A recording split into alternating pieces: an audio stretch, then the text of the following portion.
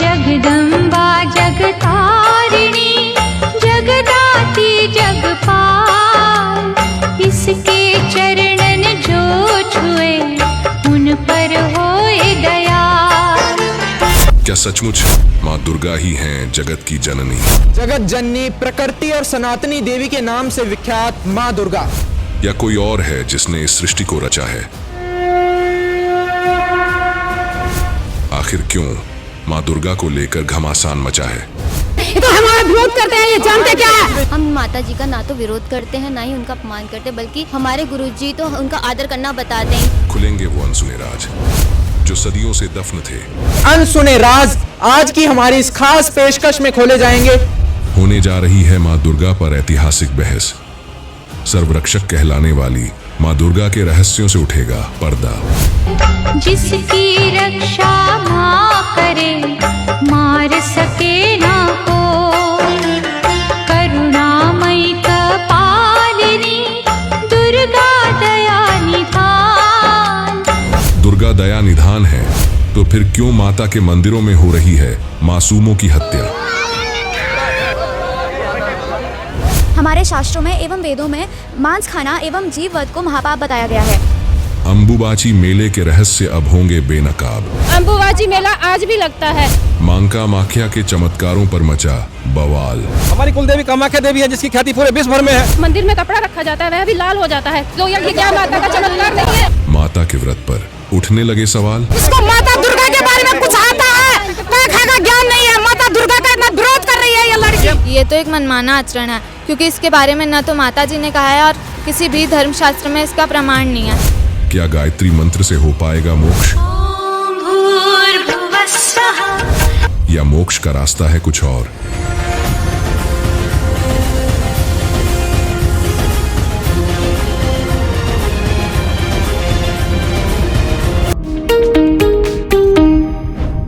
जगत जननी, प्रकृति और सनातनी देवी के नाम से विख्यात माँ दुर्गा, जिनके अनसुने राज आज की हमारी इस खास पेशकश में खोले जाएंगे। दर्शकों, एक बार फिर स्वागत है आपका हमारे इस खास प्रोग्राम में। आज यहाँ पर बिग डिबेट होगी। एक और है संत रामपाल महाराज के समर्थक, दूसरी ओर है माँ दुर्गा के भक्त।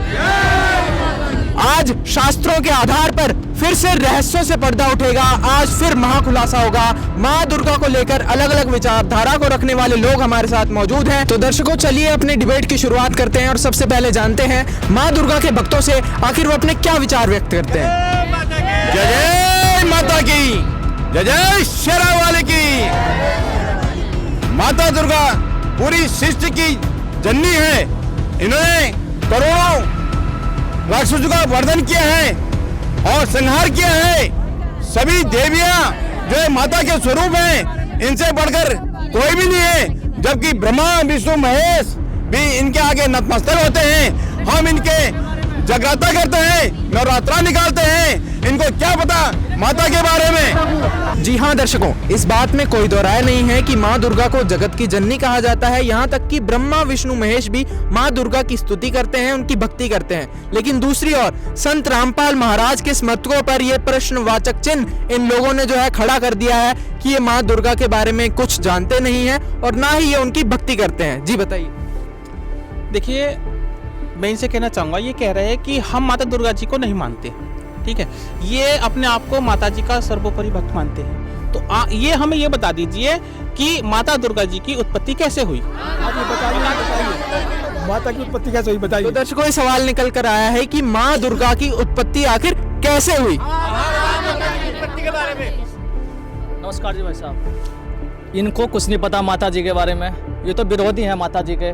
माता जी जो हैं सनातनी देवी हैं, अजर और अमर हैं, उनका कभी जन्म ही नहीं हुआ। ये कुछ नहीं जानते हैं, इनको क्या आता है? ये तो कभी बनती है, ये तो हमारा विरोध करते हैं। ये जानते क्या है? क्या जानते? कुछ नहीं जानते हैं, कुछ नहीं जानते हैं ये। तो दर्शकों, यहाँ पर बात जो है बिल्कुल गंभीरता में जा रही है। आप लोगों पर ये प्रश्नवाचक चिन्ह फिर से खड़ा कर दिया है कि आप माँ दुर्गा की भक्ति नहीं करते हैं। वो लोग जो है नवरात्रि के व्रत भी रखते हैं, माता की अलग अलग प्रकार से साधनाएं करते हैं, लेकिन संत रामपाल महाराज जो भक्ति बता रहे हैं वो बिल्कुल अलग है।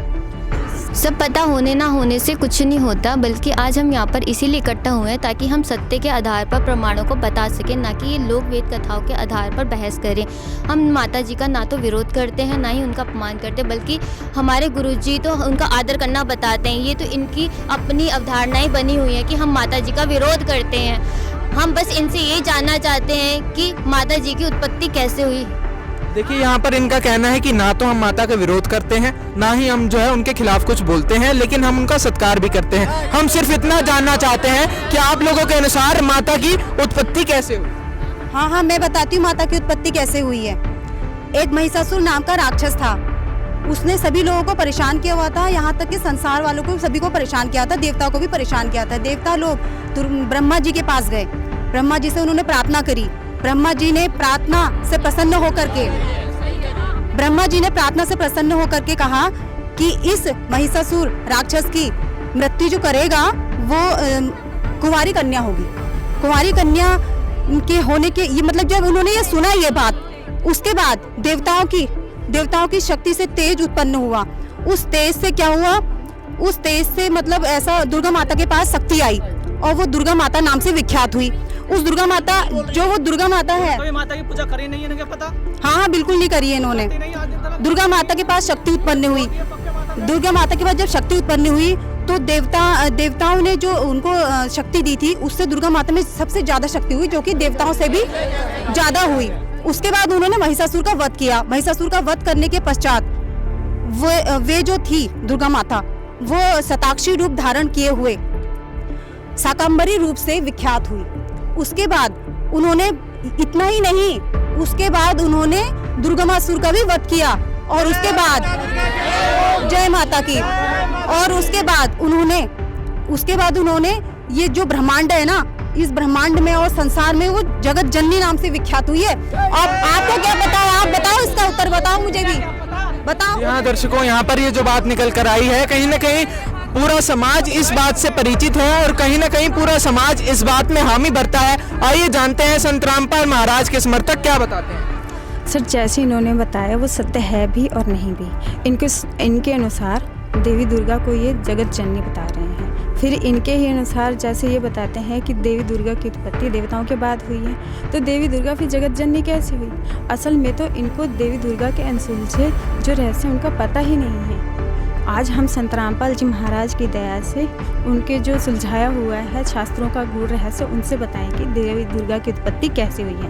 पहला तो इन्होंने बताया को जो कुंवारी माता ने महिषासुर का वध किया था और उसके बाद दुर्गम को भी मारा था, और दुर्गम को मारने के बाद उनका नाम दुर्गा पड़ गया था। इनकी बात से हम सहमत हैं, लेकिन दुर्गा माता को वो कुंवारी नहीं है। इसका भी आज हम प्रमाण बताएंगे। श्रीमद्देवी भागवत महापुराण के 5वें स्कंद के 320 पृष्ठ पे जो महिषासुर का प्रकरण आता है, पहली बात तो उसमें एक बार भी ये नहीं लिखा हुआ है कि वो कुंवारी है, उसमें ये लिखा है कि वो स्त्री है। जब महिषासुर देवी दुर्गा से अपनी पत्नी बनाने के विषय में बात कर रहा था, तब दुर्गा ने कहा था कि जो तेरी माँ यानी कि तेरी जो जन्मदाता है वो भैंस है, वो घास फूस खाकर वो तगड़ी हो रही है, मैं वैसी नहीं हूँ। मैं ब्रह्मा विष्णु महेश और जो अनगिनत देवी देवता जितने भी हैं, मैं उनको अपना पति बनाना नहीं स्वीकार कर रही हूँ। तो तेरे उन प्रधान देवताओं से अलग तुझ में ऐसा कौन सा गुण है जो मैं तुझे एक पशु को अपना पति स्वीकार करने का ऐसा गलत काम कर पाऊँगी? मैं एक किसी को वर्ण करने वाली स्त्री नहीं हूँ। तो यहाँ पर भी देवी दुर्गा ने खुद को स्त्री कहा है, ना कि कन्या कहा है। फिर वो आगे कहती है कि मेरे शक्तिशाली पतिदेव विराजमान हैं, और फिर उनको इतने तेजोमयी और शक्तिशाली अपने पति को छोड़कर इस पशु के साथ वो कैसे पशु को अपना कैसे पति स्वीकार कर सकती हैं? ऐसे सुयोग्यतम पति को छोड़कर मूर्ख महिषासुर, मैं तुझे पति कैसे स्वीकार कर सकती हूँ? तेरी मृत्यु तो निश्चित है। अगर यहाँ पर देवी खुद कह रही है कि मेरा पति पहले विराजमान है, तो उनका पति कैसे नहीं है? वो तो खुद बता रही है। फिर ऊपर से वो 16 श्रृंगार भी करती है, तो वो 16 श्रृंगार किसके लिए करती है? तो दर्शकों, यहाँ पर इन्होंने श्रीमद् देवी भागवत महापुराण से इतना बड़ा प्रमाण निकाल कर दिखाया है, लेकिन इन पर एक प्रश्नवाचक चिन्ह खड़ा हो जाता है कि आखिर माता किसके लिए श्रृंगार करती है? अरे नहीं, माता दुर्गा का तो कोई पति नहीं है। वो श्रृंगार किसके लिए करेगी? वो एक खुद कुमारी कन्या है। जी हाँ, बिल्कुल सही बात है, सभी ने जो है यही सुना है। लेकिन कहीं कहीं हमने फोटोज में देखा है कि माता दुर्गा के साथ शिव जी की फोटो दिखाई जाती है। इसका मतलब शिव जी उनके पति है, जैसे कि मेरे वॉलपेपर पे भी लगा हुआ है कि मतलब इनकी फोटो दिखाई दे रही है। इसका मतलब शिव जी इनके पति है माता दुर्गा के। जी हाँ, बिल्कुल अलग अलग विचारधाराएं हैं। हम एक आरती करते हैं दुर्गा जी की, उसमें आता है आगम निगम बखानी तुम शिव पटरानी। इस पंक्ति से स्पष्ट होता है दुर्गा जी शिव जी की पत्नी है, उनकी पटरानी है। तो इस बात से भी जो है स्पष्ट होता है कि दुर्गा जी शिव जी की पत्नी है। दुर्गा चालीसा में ये आता है, प्रलय काल सब नाशक हारी तुम गौरी शंकर प्यारी। ये स्पष्ट किया है माता दुर्गा सारे संकटों का हरण करती है और वो शिव जी की पत्नी है। दर्शकों, दुर्गा के भक्तों का कहना है कि जो दुर्गा जी हैं वो शिव जी की पत्नी है। अब आप लोग बताइए, क्या बताएं? जी, एक तरफ ये कह रहे हैं कि माता दुर्गा को बारी करना है और एक तरफ दूसरे प्रकरण ये बता रहे हैं कि माता दुर्गा शिव की पत्नी है। ये जिन भी ग्रंथ और जिन भी प्रमाण के द्वारा ये बताना चाह रहे हैं वो ऑथेंटिक प्रमाण नहीं है और वो उनके अनुयायियों द्वारा लिखे गए हैं। अब आप ज़रा खुद सोचिए, ब्रह्मा विष्णु महेश, उनका परिचय वो खुद अच्छे से दे सकते हैं, कोई और नहीं। श्रीमद देवी कहती हैं कि मैं ब्रह्मा विष्णु और महेश को अपना पति स्वीकार करना नहीं चाहती। इसका मतलब ये हो गया कि शिव उनके पुत्र हैं, जिसके बारे में इनको नॉलेज नहीं है, ये जानते नहीं इस बारे में। चलिए हम आपको एक ग्रंथ श्रीमद देवी भागवत के द्वारा, जिसमें तीसरे स्कंद में पेज नंबर 139 में लिखा है, जिसमें विष्णु जी अपनी माता दुर्गा की स्तुति करते हुए कह रहे हैं तुम सुस्वरूपा हो, ये सारा संसार तुम्हें से उद्भासित है। और उसके आगे कहते हैं कि मैं ब्रह्मा और शंकर हम तीनों तुम्हीं से उद्भासित हैं, हमारा आविर्भाव और तिरुभाव यानी मृत्यु हुआ करती है। उसके बाद शिव जी कहते हैं कि विष्णु और ब्रह्मा जब आप ही से उद्भासित हैं, आप ही से उत्पन्न यानी पैदा हैं, तो फिर मैं तमोगुणी लीला करने वाला शंकर आपकी संतान क्यों नहीं हुआ। अर्थात हे शिवे, तुम इस संसार की सृष्टि करने में बड़ी चतुर हो। अर्थात इससे ये स्पष्ट हो जाता है कि शिव जी उनके पति नहीं बल्कि पुत्र हैं। दर्शकों देखिए, बहुत बड़ा राज यहाँ पर निकल कर आया है कि शिव जी दुर्गा जी के पुत्र हैं, उनके पति नहीं। तो यहाँ पर ये बहन जी भी कुछ कहना चाहती हैं, आइए इनसे जानते हैं। सर, ऐसे और भी प्रमाण हैं, जैसे देवी भागवत के 7वें स्कंद में सुकन्या देवी माता की स्तुति करते हुए कह रही हैं, हे माता तुम ब्रह्मा विष्णु महेश की जननी हो। ऐसा ही प्रमाण देवी भागवत के 30वें स्कंद पेज नंबर 143 में भी देखने को मिलता है, जहाँ पे लिखा है माता ने जब त्रिदेवों की उत्पत्ति की, उसके बाद उन्होंने ब्रह्मा विष्णु महेश को उनकी पत्नियां दी। तब देवी ने शंकर जी से कहा कि शंकर, जो मन को मुग्ध करने वाली महाकाली है, वह गौरी नाम से विख्यात होगी, तुम इसे पत्नी रूप में स्वीकार करो। इससे स्पष्ट होता है कि तीनों लोगों के देवता शंकर जी इनके पुत्र हैं, ना कि पति। इनके पति सदाशिव हैं, जबकि शिव और सदाशिव दोनों ही अलग अलग हैं। ऐसे आपको और भी अनेकों प्रमाण देखने को मिलेंगे। तो दर्शकों, यहाँ पर ये बात निकल कर आई है कि दुर्गा जी के पति शिव जी नहीं सदाशिव हैं। अरे मूर्खों, तुम्हें इतना भी पता नहीं कि शिव जी भगवान के ही दोनों नाम है। सदाशिव कहो या शिव कहो, उनके नाम है दोनों। ये तो सदाशिव कहो या शिव कहो, दोनों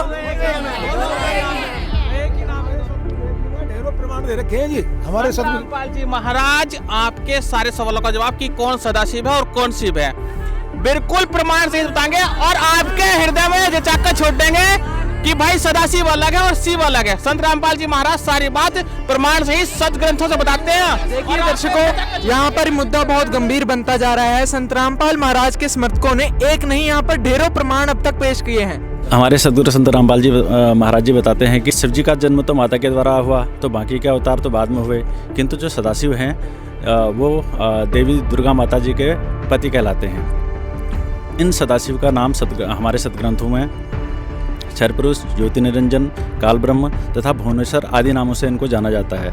इसके बारे में हमारे सदगुरु रामपाल जी महाराज जी अन्य प्रमाण भी देते हैं, जैसा कि श्रीमद देवी भागवत महापुराण के 3 स्कंद के पृष्ठ संख्या 140 में देवी जी स्वयं कहती हैं कि मैं और ब्रह्म एक ही हैं, मुझ में और ब्रह्म में किंचित मात्र भी भेद नहीं है।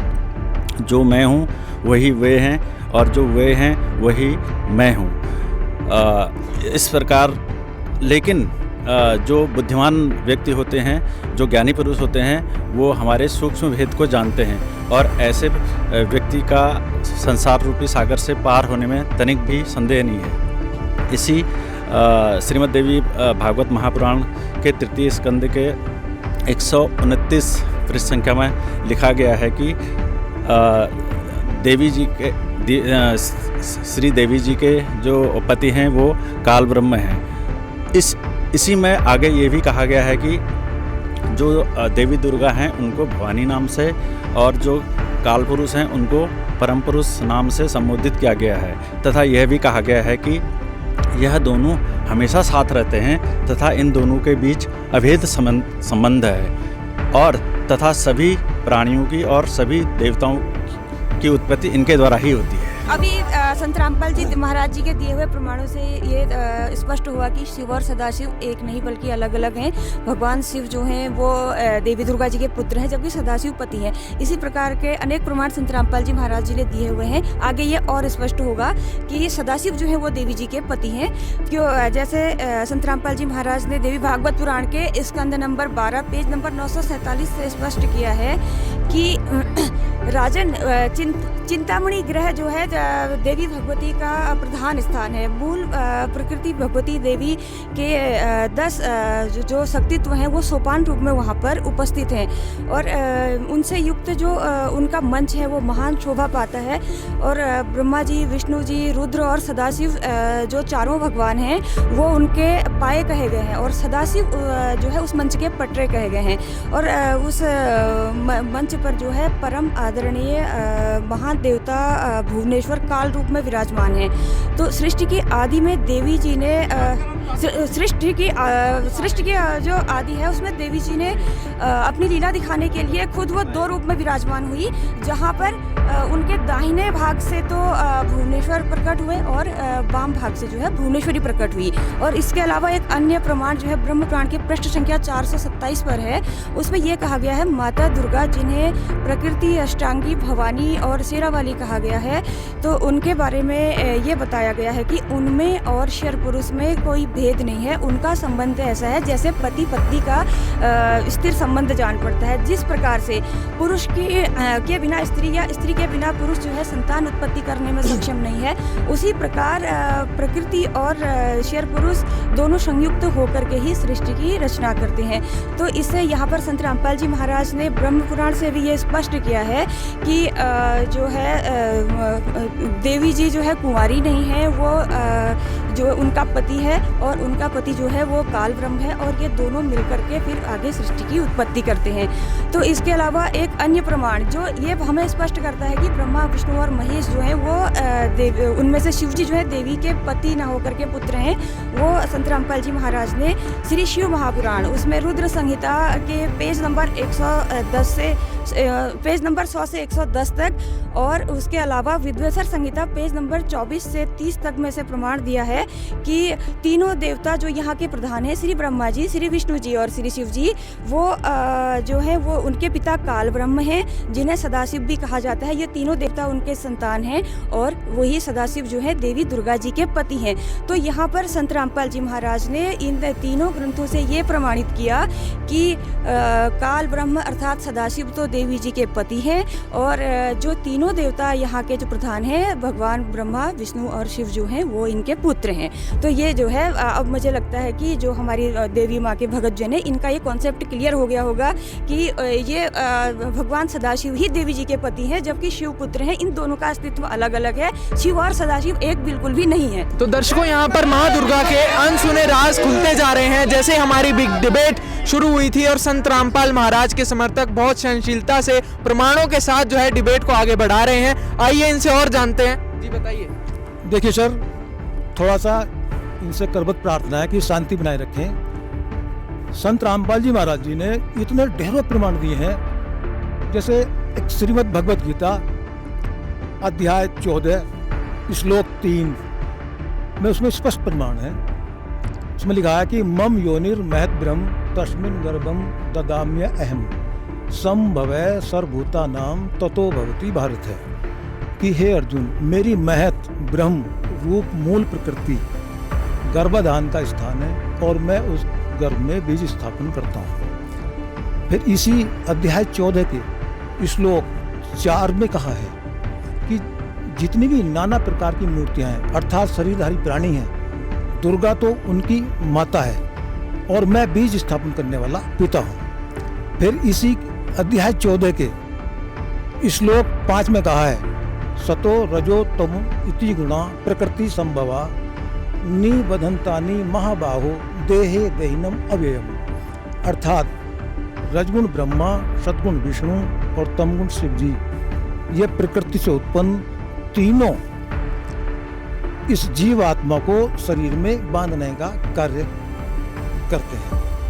तो इससे सिद्ध होता है कि इस ब्रह्म और प्रकृति से उत्पन्न तीनों श्री ब्रह्मा जी, श्री विष्णु जी ये उत्पन्न है, ये इनकी संतान है। जैसे अभी बहन जी ने ये क्लियर किया है कि श्री ब्रह्मा जी, श्री विष्णु जी, श्री शिव जी ये दुर्गा से उत्पन्न है। ये देवी पुराण से भी अभी जो है स्पष्ट किया है। तो दर्शकों, आपने देखा संत रामपाल महाराज के समर्थक लगातार ढेरों प्रमाण यहाँ पर दिए जा रहे हैं और हमारी जैसे बिग डिबेट शुरू हुई थी, वाकई में माँ दुर्गा के अनसुने राज इस डिबेट में खुलते जा रहे हैं। संत रामपाल महाराज के समर्थक यहाँ पर बार बार जो है अपने प्रमाणों के साथ अपने उत्तर दे रहे हैं। आइए इनसे और जानते हैं। एक प्रमाण मैं और देना चाहता हूँ, जैसा कि मुझे संत रामपाल जी महाराज ने सत्संग में बताया है। विष्णु पुराण के अध्याय 22 के श्लोक नंबर 51 में बताया गया है कि ब्रह्मा विष्णु शिव जो है ना ब्रह्म की तीनों शक्तियाँ हैं। अर्थात इन सभी चीज़ों से जो जितने भी प्रमाण अभी मिले हैं आपको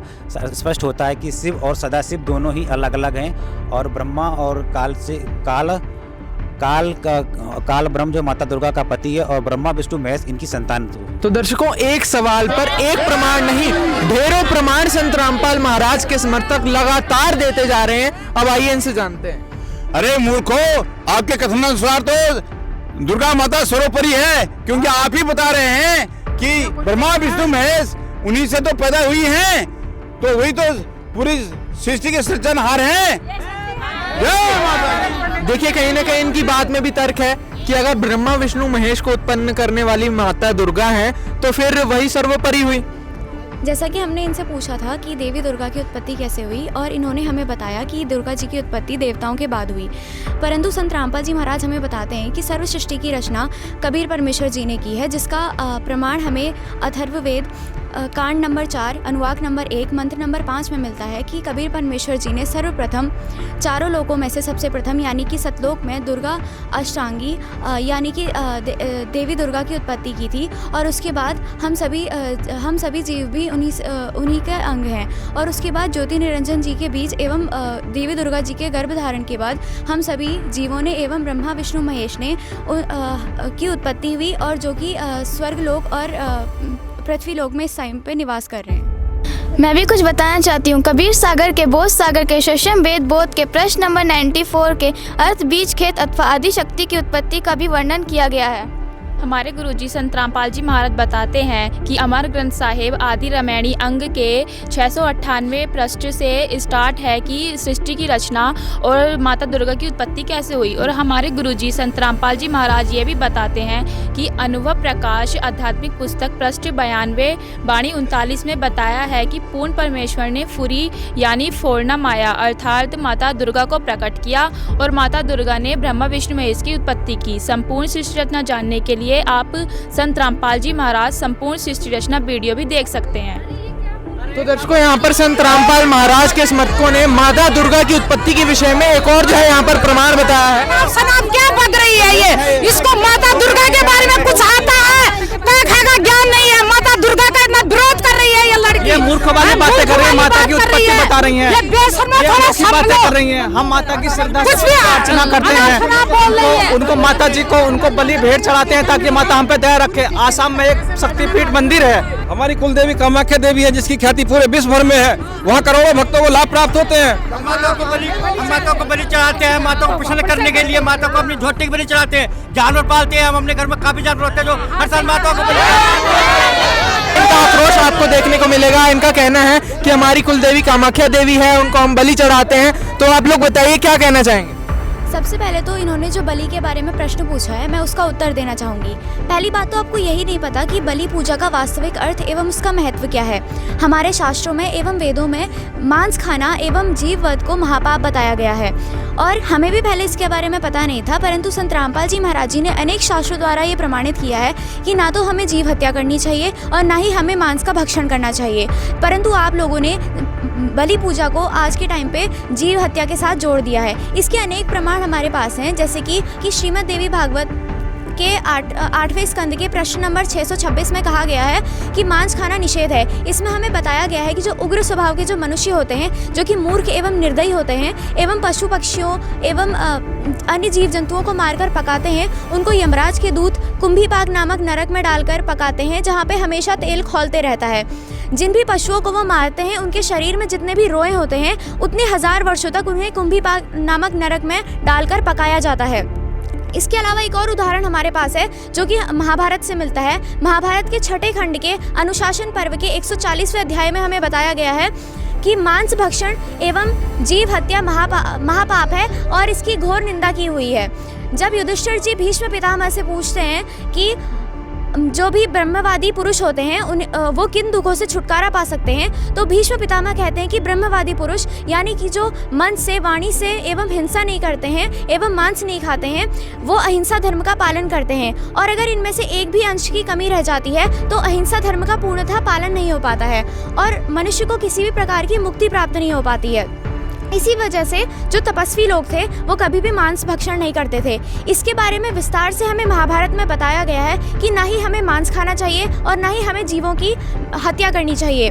और ये भी बताया गया है कि पशु को हत्या के लिए लाने वाला, उसको मारने का आदेश देने वाला, उसको बेचने वाला, खरीदने वाला एवं पकाकर खाने वाला, वो सभी समान रूप से दोषी होते हैं। यानी कि जो भी कार्य करते हैं किसी भी जीव की हत्या करने में एवं खाने वाला, वो सभी के सभी समान पाप के भागी होते हैं। इसके अलावा अनेक शास्त्रों में हमारे पास अनेक प्रकार के प्रमाण हैं कि हमें ना ही जीव हत्या करनी चाहिए और ना ही मांस भक्षण करना चाहिए। इसके बाद इन्होंने कुल देवियों की बात की। इन्होंने बताया कि हमारी कुल देवी माता दुर्गा हैं और इन्होंने ये भी कहा कि हमारी माता कामाख्या हैं। तो मैं इनसे एक प्रश्न पूछना चाहूँगी कि क्या इनकी जो ये जानते हैं कि माता कामाख्या एवं अन्य शक्तिपीठ मंदिरों का राज क्या है? क्या आपकी माता कामाख्या ने आपसे कभी कहा है कि मेरे सामने बलि चढ़ाओ? तो दर्शकों, यहाँ पर आप देखेंगे कि संत रामपाल महाराज के समर्थकों ने एक बात पर एक प्रमाण नहीं, सैकड़ों प्रमाण जो है हमारी इस बिग डिबेट में पेश किए हैं। अब आइए जानते हैं, इनके पास एक प्रश्न खड़ा हुआ है।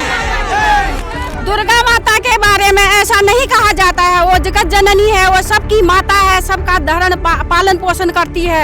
अगर हम तुम्हें एक भजन सुना देंगे ना माता का, तुम भी ऐसे पिघलोगे कि तुम्हारा मोम की तरह पिघलोगे। एक भजन सुना देती हूँ मैं तुम्हें दुर्गा माता के बारे में।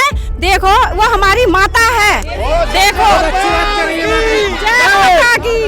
पवन उड़ा कर ले गयो रे मेरी माता की चुनरी, पवन उड़ा कर ले गयो रे मेरी माता की चुनरी, उड़े उड़े चुनरी कैलाश पहुँची, उड़े उड़े चुनरी कैलाश पहुँची, गौरा के मन को भा गई रे मेरी माता चुनरी। जय जय माता की। मन को भा गई रे मेरी माता की चुनरी।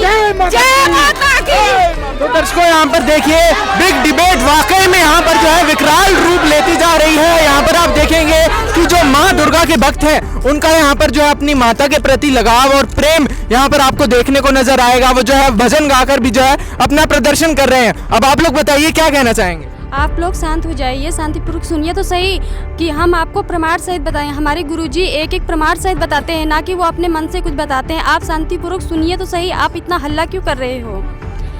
हम यहाँ ज्ञान चर्चा करने के लिए आए हैं। सबसे पहले तो हमारा आपसे निवेदन है कि आप शांतिपूर्वक एवं धैर्यपूर्वक हमारी बातों को सुनिए।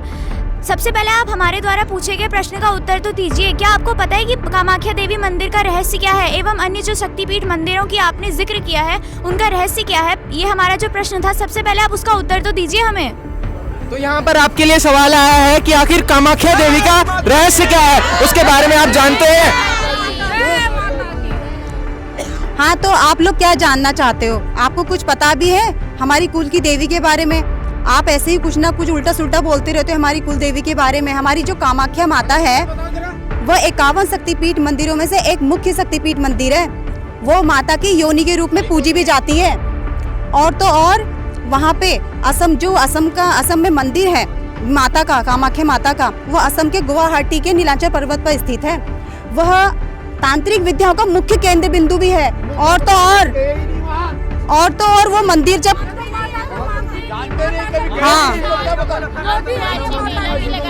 उस मंदिर के जब कपाट खुलते हैं ना तो उससे पहले बलि दी जाती है। अब आप बताओ, आप लोग बोल रहे हो बलि देना गलत है, पाप है, ऐसा तो है ही नहीं। इसको यहाँ पर फिर से एक गंभीर विषय पर सवाल निकल कर आया है। जी, आपकी यह बात तो सत्य है कि 51 शक्तिपीठ मंदिरों को लोगों ने अपना केंद्र बना लिया है, परंतु सच्चाई तो कुछ और ही है जिसको मैं आप बताना चाहती हूँ। आप उसको धैर्य के साथ सुनिए। जैसा कि आप सब लोग जानते हैं कि सती माता जब अग्नि कुंड में सती हुई थी, तब उनकी मृत्यु के वियोग में भगवान शिव जी उनके शरीर को लेकर जगह जगह भटक रहे थे। तब भगवान विष्णु और भगवान ब्रह्मा जी उनके शरीर में आकर उनके शरीर को खंड खंड कर दिया था और उनके जो शरीर के अंग थे वो अलग अलग स्थानों में गिरे थे, जिसमें से एक कामाख्या देवी का मंदिर भी है और वहाँ पर उनका योनि मंडल गिरा था। इसके साथ साथ कलिका पुराण में भी इसके प्रमाण हैं, जिसमें मार्कंडेय ऋषि ने कामाख्या देवी के बारे में बताया है कि एक जब माता के दर्शन करने के लिए प्रयाग ज्योतिषपुर में आते हैं तब नरकासुर उनको मंदिर में प्रवेश नहीं करने देता है, ना ही माता के दर्शन करने देता है। तब मुनि जी उस पर बहुत ज़्यादा क्रोधित होते हैं और कहते हैं कि हे धरा के पुत्र, तू कैसा है, तू ब्राह्मणों को मंदिर में स्वागत करने भी नहीं देता है। क्या तेरे कुल में यही उचित कर्म हो रहे हैं जिसको तू कर रहा है? इसके बाद मार्कंडेय जी ने बताया है कि मुनि जी ने नरकासुर को श्राप दिया और कहा कि हे वराह के कुल को कलंकित करने वाले, जिससे तू पैदा हुआ है उसी से तेरा मरण होगा और तेरे मृत हो जाने के बाद ही मैं कामाख्या देवी की पूजा करूँगा और मैं अपने निवास स्थान पर चला जाऊँगा, तू यहीं रहेगा। ऐसा कहते ही कामाख्या देवी और उनके सारे परिकर अंतर्ध्यान हो गए। मुनि जी अपने निवास स्थान को लौट गए।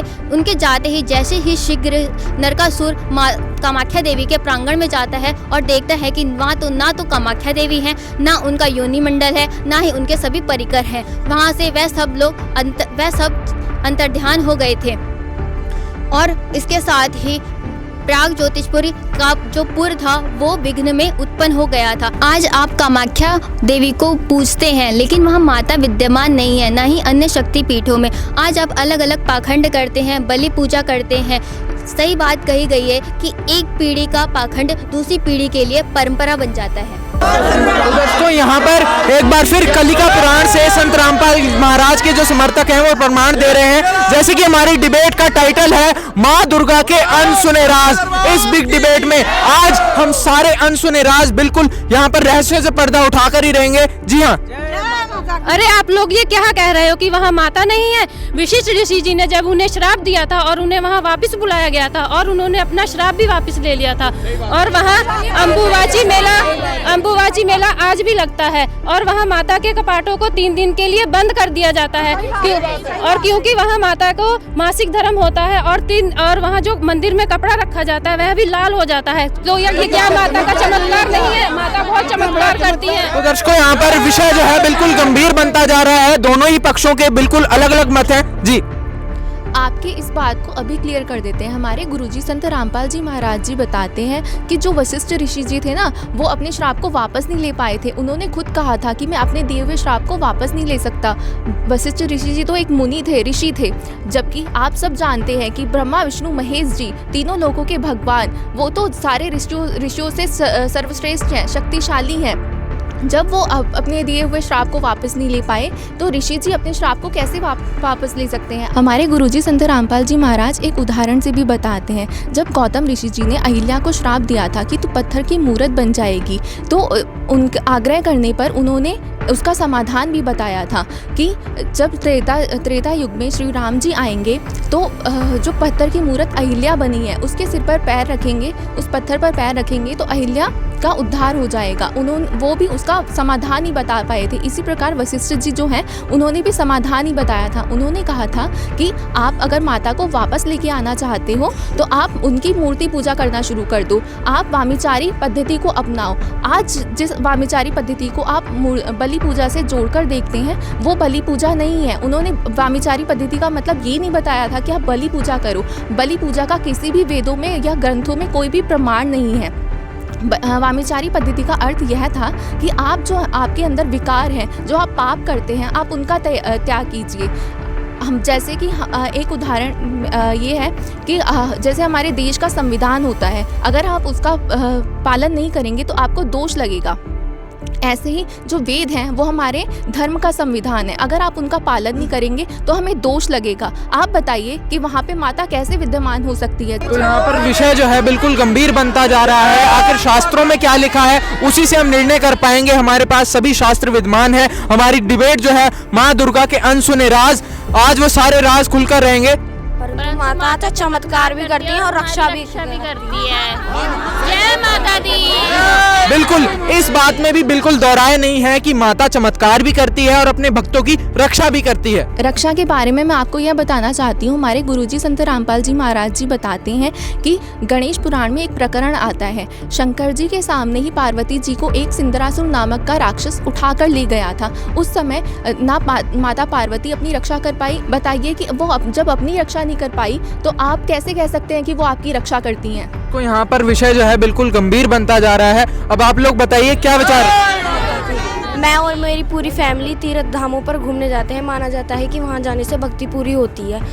और आप कामाख्या देवी के बारे में ऐसे कह रहे हैं, तो बाकी तीर्थ धामों में क्या है? जी हाँ, बिल्कुल बहुत बड़ा प्रश्न निकल कर आया है। इस बच्ची ने जो यहाँ पर सवाल पूछा है कि हम सभी तीर्थ स्थानों पर जाते हैं, वैष्णो देवी के मंदिर पर जाते हैं और भी कितने सारे स्थान हैं, तीर्थों पर जाते हैं, तो उसमें आखिर क्या ही गलत है? अभी इस बच्ची ने बताया कि हमारा परिवार जो है प्रतिवर्ष तीर्थ स्थानों पर घूमने जाता है। तो जिस प्रकार से ये लोग बता रहे हैं उसी प्रकार हम भी पहले तीर्थ स्थानों पर घूमने जाया करते थे। तो अब हमें संत रामपाल जी महाराज द्वारा दिए गए प्रमाणों से ये पता चला कि जो सभी तीर्थ धाम है वो आज अपने स्थान पर नहीं है और ना ही वहाँ पर अब किसी शक्ति का वास है। इसके विषय में संत रामपाल जी महाराज ने श्रीमद् देवी भागवत महापुराण के 9वें स्कंद पृष्ठ संख्या 669 से ये प्रमाण दिया है कि कली अर्थात कलयुग के 5000 वर्ष बीत जाने तक तीनों देवियां अपने सरित रूप को त्याग कर, अब जब ये देवियां वैकुंठ को चली जाएंगी तो इनके साथ ही भगवान श्री हरि की आज्ञा से सारे तीर्थ वैकुंठ चले जाएंगे। तो इस प्रकार से इस धरती पर कोई तीर्थ नहीं बचेगा। इसलिए आज तीर्थ धामों की जो शक्ति है वो नहीं है, क्योंकि तीर्थ जो है अपने धाम जा चुके हैं। तो इस प्रमाण से सदगुरु संत रामपाल जी महाराज जी ने यह सिद्ध किया कि आज जो है तीर्थ धामों पर जाने का कोई आध्यात्मिक लाभ नहीं है। जो लोग तीर्थ धामों पर जा रहे हैं उन्हें कोई लाभ नहीं मिलेगा। सर, संत रामपाल जी महाराज जी ने अभी जो देवी भागवत महापुराण से स्पष्ट किया कि तीनों देवियां और उनके साथ सारे तीर्थ जो है वैकुंठ जा चुके हैं, तो अब उन तीर्थ स्थानों पर जाने से किसी को कोई आध्यात्मिक लाभ प्राप्त नहीं होगा। इसलिए जो है तीर्थ स्थानों पर जाने को संत रामपाल जी महाराज मना कर रहे हैं। देखिए, संत रामपाल महाराज के समर्थक जो है लगातार प्रमाण दे देकर बता रहे हैं। इन्होंने पूरी जो है टूरिज्म समाज पर पूरा प्रश्नवाचक चिन्ह खड़ा कर दिया है और माता की भक्ति पर भी इतना बड़ा प्रश्नवाचक चिन्ह खड़ा हो चुका है। इनका कहना है कि जो सभी तीर्थ धाम है वो वैकुंठ को जा चुके हैं। अब आप बताइए पंडित जी, जब इनका ये कहना है कि जब सारे तीर्थ धाम जो है वैकुंठ को ही जा चुके हैं, तो फिर मतलब क्या ही रह गया? ऐसा नहीं है, ऐसा नहीं है। अगर जी दिन को रात कहेंगे तो हम रात थोड़ी कह देंगे। तो आप कहना क्या चाहते हैं कि हिंदू धर्म में तीर्थों का कोई महत्व नहीं है? अरे तीर्थों पे जाने से तो पाप कटते हैं। अब तीर्थों पर जाने से पाप कटते हैं। बताना चाहूँगा, जैसे कि हमारे सदगुरु रामपाल जी महाराज जी बताते हैं, 52 पुराण तृतीय अंश अध्याय 3 पृष्ठ 97 में बताते हैं, द्वारा की गई ब्रह्म हत्या के विषय में बताते हैं, जिसमें शिव जी का ब्रह्मा जी से उत्पन्न एक ब्राह्मण से युद्ध हुआ, जिसमें वह ब्राह्मण मारा गया। इस युद्ध के पश्चात शिव जी बहुत ही व्याकुल हुए। उन्हें एक भयंकर देवी के दर्शन हुए, जिन्होंने कहा, मैं ब्रह्म हत्या हूँ, मुझे स्वीकार कीजिए। तो शिव जी अपनी ब्रह्म हत्या द्वारा की गई ब्रह्म हत्या से मुक्ति के लिए अनेक तीर्थों पर गए। वो बद्रिका आश्रम गए, सरस्वती में स्नान भी किया और अनेक देवी प्रयत्नों पे भी यात्रा की, लेकिन वे अपने पाप से मुक्त नहीं हो सके। 3 लोक के अधिपति होने के बाद, कालंजय मृत्युंजय होने के बाद भी वे अपने पाप क्रम से मुक्ति नहीं। इससे स्पष्ट है कि तीर्थों पर जाने से पाप क्रम से मुक्ति नहीं मिल सकती है। गंगा यमुना बद्री समेते जगन्नाथ धाम है जेते, ब्रह्मे फल पाए जेतो गुरु सेवा में फल पावे थे। तो इसका एक प्रमाण मैं आपको और दूंगा, जिसमें हमारे संत रामपाल जी महाराज जी ने बताया है। श्रीमद् देवी भागवत छठा स्कंद 427 से 428 में कहा है, एक बार जनेजय जी ने व्यास जी से पूछा कि पवित्र तीर्थ कौन सा है, तो व्यास जी ने उत्तर दिया चित्त शुद्धि तीर्थ है। तो उन्होंने बताया कि यह गंगा तीर्थों से भी ज़्यादा पवित्र है। कहते हैं कि यह तीर्थ भाग्यवश अगर मनुष्य को मिल जाए उनका जीवन सुगम हो जाता है। और यह तीर्थ तत्वदर्शी संत के सत्संग समागम की आवश्यकता से ही प्राप्त होता है। तत्वदर्शी संत के समागम में जाना ही वास्तविक तीर्थ होता है। जिस तरह व्यास जी ने बताया चित्त शुद्धि तीर्थ क्या होता है, यह तत्वदर्शी संतों का समागम होता है, जिसमें चित्त का अर्थ होता है मन की शुद्धि। मन की शुद्धि का होना वह है जिसका इंद्रियों पर काबू हो, और वह सिर्फ तत्वदर्शी संत का होता है। इस प्रकार तत्वदर्शी संत के सत्संग स्थल पर जाना ही वास्तविक तीर्थ कहलाता है। इसमें एक प्रमाण आपको और देंगे, जो रामचरितमानस बालकांड पृष्ठ 21 में बताया है कि तत्वदर्शी संतों के समागम में जाना ही वास्तविक तीर्थराज कहलाता है। जिसमें हमारे कबीर परमात्मा एक वाणी बोलते हैं कि तीरथ गए एक फल, संत मिले फल 4, सदगुरु मिले अनेक फल, कहें कबीर विचार। सदगुरु रामपाल जी महाराज की। दर्शकों देखिए, संत रामपाल महाराज जी के समर्थक जो है बार बार ढेरों प्रमाण यहाँ पर दिए जा रहे हैं। इन्होंने ये बात बिल्कुल स्पष्ट करी कि जो तत्वदर्शी संत के सत्संग में जाने से ही जो है वास्तविक तीर्थ पूरा होता है। अब आप लोग बताइए, आप अगला सवाल क्या करना चाहेंगे? अरे ये मूर्खों को क्या पता है माता के बारे में, अनाप शनाप बक रहे हैं। माता के 9 दिन के नवरात्रि व्रत रखते हैं, पूजा करते हैं। पता नहीं, हम भी शास्त्र तो हम भी पढ़ते हैं, इनका पता नहीं कौन सा शास्त्र अलग सा आ गया। जय माता की। देखिए जी हाँ, बिल्कुल ये बहुत बड़ी बात है। बहुत बड़ा प्रश्नवाचक चिन्ह यहाँ पर खड़ा हो जाता है, और यही सबसे बड़ा अनसुना राज है। नवरात्रि के व्रत रखे जाते हैं, जो पूजा पूरा देश ही नहीं पूरा विश्व परंपरा जो बनी हुई है, कब से चलती आ रही है, उसको जो संत रामपाल महाराज जी के समर्थक है एकदम से नकार रहे हैं। आखिर आपके ऐसे कौन से शास्त्र हैं जो आप एकदम से बातें निकाल कर ला रहे हैं? परंपरा चलती आ रही है और आप लोग जो है एकदम से नई बातें बता रहे हैं, नवरात्रि के व्रत को गलत बता रहे हैं। हमारे पवित्र शास्त्र अलग अलग नहीं है, वही शास्त्र हैं जो आपके घर पर भी रखे हैं। सारे गीता प्रेस गोरखपुर से प्रकाशित ही हैं। और आपने अभी व्रत में नवरात्रि व्रत की बात की है, तो एक मनमाना आचरण है, क्योंकि इसके बारे में न तो माता जी ने कहा है और किसी भी धर्मशास्त्र में इसका प्रमाण नहीं है। और गीता अध्याय नंबर 6 के श्लोक नंबर 16 में गीता ज्ञानदाता कहता है कि हे अर्जुन, ये योग अर्थात भक्ति न तो अधिक खाने वाले की न बिल्कुल भी न खाने वाले की सिद्ध होती है। इससे स्पष्ट हो जाता है कि व्रत रखना व्यर्थ की साधना है। तो दर्शकों, यहाँ पर आपने देखा कि छोटे छोटे बच्चे भी जो है संत रामपाल जी महाराज जी के शिष्य जो है यहाँ पर व्रत ना करने के प्रमाण दे रहे हैं गीता जी से। इनको कुछ पता ही नहीं है। ये तो हमारे बच्चों को भी जो है मना कर रहे हैं, व्रत करना भी मना कर रहे हैं। इनको कुछ पता नहीं, उन्होंने तो ठेका ले रखा है। ये तो अभी पूरी सारी दुनिया को गुमराह कर रहे हैं। तो जी हाँ, अब इनका कहना है कि आप लोग जो है दुनिया को गुमराह कर रहे हैं, नई नई बातें निकाल कर आ रहे हैं। शास्त्र इतने पुराने हैं, कब से चले हुए आ रहे हैं शास्त्र, आज के तो बने हुए हैं नहीं। इसमें हमारे सदगुरु रामपाल जी महाराज जी बताते हैं, देवी भागवत द्वितीय खंड 9वां स्कंद अध्याय 33 के श्लोक 42 में बताते हैं कि जो मनुष्य व्रत उपवास और श्राद्ध आदि अवसरों पर शोर क्रम करते हैं, वह संपूर्ण कर्मों से अपवित्र हो जाते हैं। मैं भी कुछ बताना चाहती हूँ। जैसे कि हमारे संत रामपाल जी महाराज ने हमें घट रामायण में साबित करके दिखाया है। घट रामायण के प्रश्न नंबर 242 में लिखा है, लोमस ऋषि जी ने जब 9वीं तथा अष्टमी का व्रत किया तब उन्हें चूहे का जन्म प्राप्त हुआ। जब उन्होंने अनंत चतुर्दश का व्रत किया तब उन्हें ऊँट का जन्म प्राप्त हुआ, और जब उन्होंने चतुर्थी का व्रत किया तब उन्हें भैंसे का जन्म प्राप्त हुआ। और उन्होंने अनेकों प्रकार के व्रत भी किए, फिर भी उनका मोक्ष नहीं हुआ। इससे ये साबित होता है कि जो व्रत है वो शास्त्र अनुकूल नहीं है। जब व्रत करने से लोमस ऋषि जी का मोक्ष नहीं हुआ तो वो हमारा मोक्ष कैसे हो सकता है? तो दर्शकों, यहाँ पर बहुत बड़ा जो रहस्य बना हुआ था माँ दुर्गा के अनसुने राज, आज की हमारी इस बिग डिबेट में सारे राज खुलकर रहेंगे। संत रामपाल महाराज जी के शिष्यों ने ये बात प्रमाणित करी कि व्रत रखना सभी शास्त्रों में निषेध बताया गया है। आइए अपनी डिबेट में आगे बढ़ते हैं और नेक्स्ट सवाल की ओर बढ़ते हैं। हमारी आस्था को ठेस पहुंचा रहे हैं। हम माता का जागरण करते हैं, पूरी रात जाग जाग कर हम माता का जागरण करते हैं। माता का जागरण करने से हमारी माता प्रसन्न होती है। जय जय माता की। यहाँ पर इनका कहना है कि जागरण करते हैं और भी बहुत सारी साधनाएं करते हैं। अब आप लोग बताइए। जागरण शास्त्र विरुद्ध साधना है और शास्त्र विरुद्ध पूजा है। गीता अध्याय 3 श्लोक 35 में जागरण के बारे में या शास्त्र विरुद्ध साधना के बारे में बताया गया है कि मनुष्य को दूसरों की चकाचौंध वाली भक्ति को की तरह आकर्षित न होकर अपनी शास्त्र अनुकूल साधना को करते रहना चाहिए।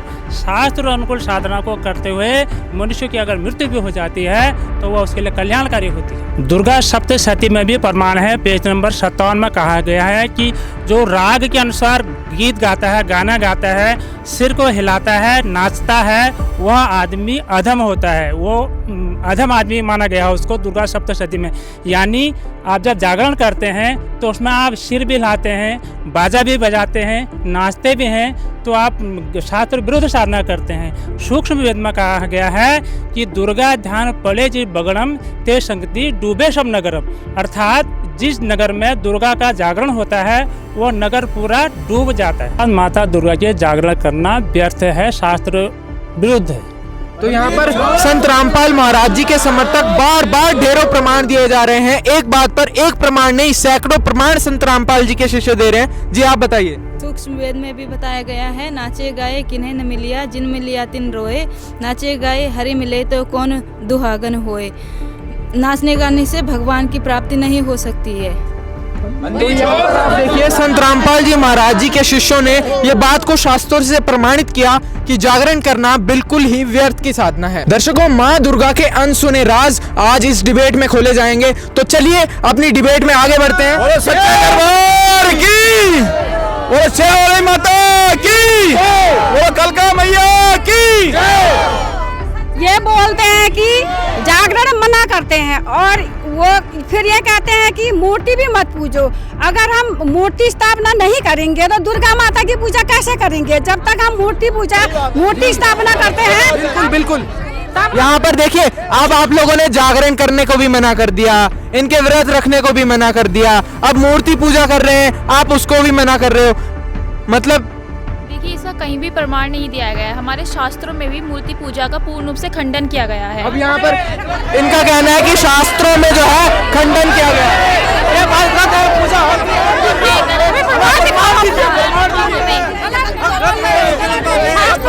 तुम्हारा मनमाना आचरण कर रहे हैं, चल रहा है ये। देखिए, अब इनका कहना है कि आप मनमाना आचरण जो है बता रहे हो। अभी तक आप इनको बता रहे थे, अभी आपको कह रहे हैं कि आप मनमाना आचरण बता रहे हो। देखिए, हमारे गुरुजी संत रामपाल जी महाराज ने बताया है कि श्रीमद् भागवत सुधा सागर के अध्याय 84 में एक प्रकरण आता है कि केवल जल में तीर्थ ही तीर्थ नहीं कहलाते और मिट्टी या पत्थर की मूर्ति देवता नहीं कहलाते, बल्कि जो सत्पुरुष है वही तीर्थ और देवता कहलाता है। और सत्पुरुष तो केवल दर्शन मात्र से ही हमारा कर्तार्थ कर देता है और देवता की उपासना करने से हमारे पाप भी नाश नहीं होते। जो मिट्टी पत्थर और काष्ठ को ईष्ट देव मानते हैं या जल को ही तीर्थ मानते हैं, तो वह ज्ञानी ज्ञान पुरुष नहीं, बल्कि मनुष्य होने के बावजूद भी वह पशुओं में सबसे नीच गधे माने जाते हैं।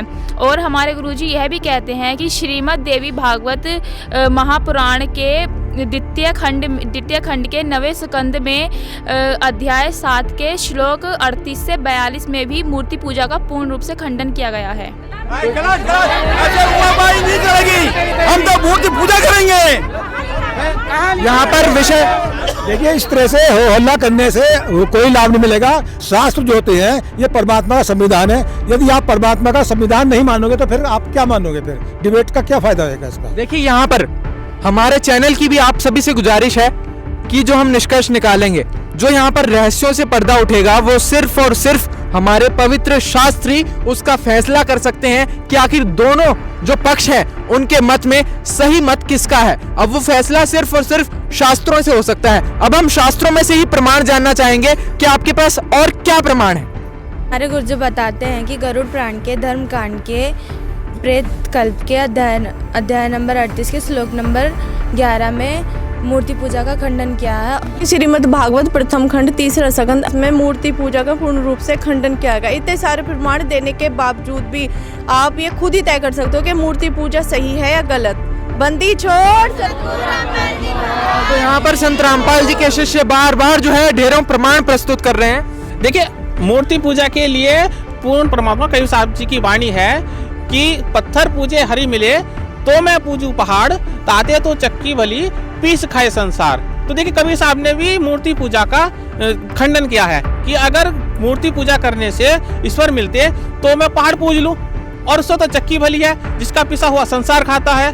फिर देखिए, मूर्ति पूजा करनी चाहिए या न करनी चाहिए। कबीर साहब की अगली वाणी है कि नौमन सूत उलझिया ऋषि रहे झकमार, और सतगुरु ऐसा सुलझा दे उलझे ना दूजी बार। तो देखिए, इस बात को भी कबीर साहब ने जो कहा है उसको संत रामपाल जी महाराज जी ने परिभाषित किया है कि भाई मूर्ति पूजा करनी चाहिए या नहीं करनी चाहिए। ठीक है जी, क्योंकि जो हमारे शास्त्रों में ये गुत्थी उलझी हुई थी कि ये शास्त्रों में लिखा हुआ था कि भैया मूर्ति पूजा करनी चाहिए या नहीं करनी चाहिए। संत रामपाल जी महाराज जी ने आज उसको डिफाइन करके दिया है कि भाई करनी चाहिए या नहीं करनी चाहिए। छोड़ सतगुरु रामपाल जी। तो यहाँ पर संत रामपाल जी महाराज जी के समर्थक बार बार ढेरों प्रमाण दे रहे हैं। जैसे कि हमारी डिबेट का टाइटल था माँ दुर्गा के अनसुने राज। आज वो अनसुने राज हमारी इस खास पेशकश में खोले जा रहे हैं। आज सभी रहस्यों से पर्दा उठकर रहेगा। तो आइए अगले सवाल की ओर बढ़ते हैं।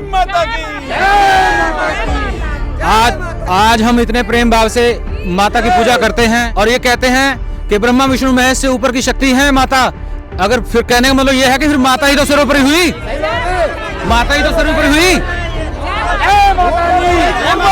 संत रामपाल जी महाराज जी के शिष्यों से हम प्रमाण जानना चाहेंगे, क्योंकि प्रमाण के आधार पर ही जो है हम अपना फैसला कर सकते हैं कि दोनों मतों में से आखिर कौन सा पक्ष सही है और कौन सा पक्ष गलत है। शास्त्रों के आधार पर आज वो फैसला होकर रहेगा। जोगी सर ने प्रश्न किया भी, उसका उत्तर है जो हमें संत रामपाल जी महाराज ने हमें सदग्रंथ खोल के दिखाए हैं, जिसमें देवी दुर्गा जी खुद अपनी पूजा करने के लिए मना कर रही हैं। उसी में संत रामपाल जी महाराज ने खोल के दिखाया है श्रीमद् देवी भागवत के 7वें स्कंद के अध्याय नंबर 36 के प्रश्न नंबर 562 और 63 में राजा हिमालयन को देवी दुर्गा जी ज्ञान देते हुए कह रही हैं, हे राजन, तू सभी बातों को छोड़कर केवल उस ब्रह्म की साधना कर जिससे तू ब्रह्मलोक को जाएगा, यानी तुझे ब्रह्मलोक की प्राप्ति होगी।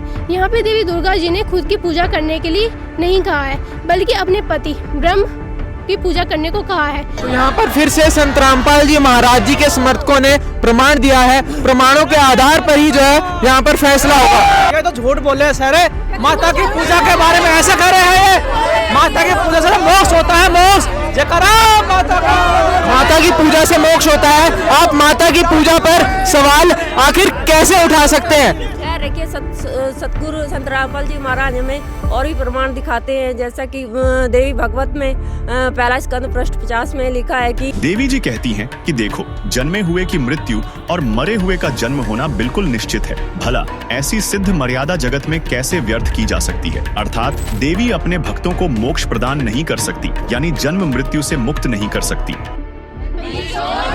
यहाँ पर संत रामपाल जी महाराज जी के समर्थक बार बार प्रमाण दिए जा रहे हैं। देखिए, ऐसा ही प्रमाण ज्ञान गुदड़ी नामक पुस्तक की पृष्ठ संख्या 23 पर है कि नारी की पूजा नहीं करनी चाहिए, और यह संकेत दुर्गा, प्रकृति और अन्य देवियों के लिए है कि नारी की पूजा नहीं करनी चाहिए, क्योंकि नारी ने ही सकल प्रपंच फैलाया है और वह परमात्मा यानी निर्वाण पुरुष ही है, जिसकी पूजा करने से हमें मोक्ष प्राप्त होगा, और वह परमात्मा पूर्ण परमात्मा कबीर साहब है। और इसका प्रमाण मैं आपको कबीर सागर में दिखा सकता हूँ कि नारी की पूजा नहीं करनी। तो दर्शकों, आइए कबीर सागर से प्रमाण देखते हैं। देखिए, जैसे मैंने आपको बताया था कि हमारे शास्त्रों में नारी की पूजा करने के लिए निषेध है। ठीक है जी, उसी का प्रमाण परमात्मा दया से आपको कबीर सागर में दिखाने जा रहे हैं। तो ये आप देख लीजिए, ये कबीर सागर है और यहाँ पर इसका जो है ये आप देख लीजिए। देखिए, इसके मुद्रक और प्रकाशक हैं खेमराज श्री कृष्णदास। ठीक है जी, और ये संत रामपाल जी महाराज जी के द्वारा लिखी हुई पुस्तक नहीं है। ठीक है, और शायद ये मुंबई से छपी हुई है। तो आइए हम आपको दिखाते हैं, जिससे हमारे डिबेट का हिस्सा है कि माँ दुर्गा के अनसुने राज, जो आज इस पुस्तक में खुलने जा रहे हैं कि नारी की पूजा नहीं करनी चाहिए। देखिए, ये देख लीजिए, यहाँ पे ये बोध सागर है। बोध सागर का ये आत्मबोध जो है चैप्टर है, और यहाँ का जो है ये इसका दोहा है कि पुरुष की सेवते पुरुष ही होत, नारी के सेवते नारी होई, पुरुष की सेवते परम पद पाइए, नारी के सेव नहीं मुक्ति कोई। और आगे लिखा है कि पुरुष परमात्मा देव निर्वाण है, नारी कृत प्रपंच सारा, गुणमयी कृत को त्याग रे बावरे, कहे कबीर जो होए पारा। तो ये यहाँ पर स्पष्ट किया गया है कि पुरुष की सेव से ही आप पुरुष यानी कि पूर्ण परमात्मा को प्राप्त हो सकते हो। नारी की सेव से यानी कि नारी की भक्ति से या नारी की पूजा से आपको मोक्ष नहीं मिलेगा, ठीक है। और आगे ये कहा गया है कि पुरुष की सेवा करने से भी आप परम पद को पाइएगा, नारी की सेवा से आपकी मुक्ति नहीं होगी। तो आप देख लीजिए यहाँ पर स्पष्ट लिखा है कि नारी की सेवा से आपकी मुक्ति नहीं होगी। और आज ये संत रामपाल जी महाराज जी ने जो अनसुने राज थे जो हमारे सदग्रंथों में छिपे हुए थे, आज संत रामपाल जी महाराज जी ने ये उजागर किए हैं। और इनसे एक ही निष्कर्ष निकला है कि माता दुर्गा की पूजा करने से मोक्ष नहीं मिल सकता, अर्थात माता दुर्गा की पूजा नहीं करनी चाहिए। और माता ने ब्रह्म की साधना के लिए क्यों कहा है, अपनी साधना के लिए क्यों नहीं कहा, तो इससे ये भी कहीं पता चलता है कि माता दुर्गा से सर्वोपरि ब्रह्म है। बंदी छोड़ सदगुरु रामपाल जी महाराज की जय हो। दर्शकों, एक बार फिर संत रामपाल महाराज के शिष्यों ने यहाँ पर यह प्रमाण दिया है कि माता दुर्गा स्वयं अपनी पूजा को करने के लिए मना कर रही हैं। भाई लोग क्या बोल रहे हैं, इन्होंने हमें काफी प्रमाण दिखाए, इनके प्रमाण, इनके दिए हुए प्रमाण हम अपने शास्त्रों से मिलान करेंगे। इन्होंने बताया कि माता दुर्गा से ऊपर एक और ब्रह्म है, क्या उस ब्रह्म की साधना क्या है, क्या माता दुर्गा से अलावा किसी दूसरे को नहीं जानते थे। सर्वोपरि हमारे लिए माता श्री थी, हमने माता जी की पूजा करते हैं, साल में 2 बार नराते आते हैं उन्हें। लेकिन ये बता रहे हैं कि इन्होंने प्रमाण बताया है कि दुर्गा किसी की पूजा करके कह रही है, लेकिन हमने आज तक उस ब्रह्म के बारे में, साधना के बारे में नहीं पता, क्या उस साधना से उसका हमारा मोक्ष हो सकता है। जी हाँ, माता दुर्गा के भक्तों का ये कहना है कि हमने आज तक यही सुना है कि माता सर्वोपरि है, हमने आज तक ये नहीं सुना कि माता से ऊपर भी कोई ब्रह्म है। जी, माता ने जिस ब्रह्म के बारे में जानकारी दी है उस ब्रह्म से मोक्ष होने वाला नहीं है।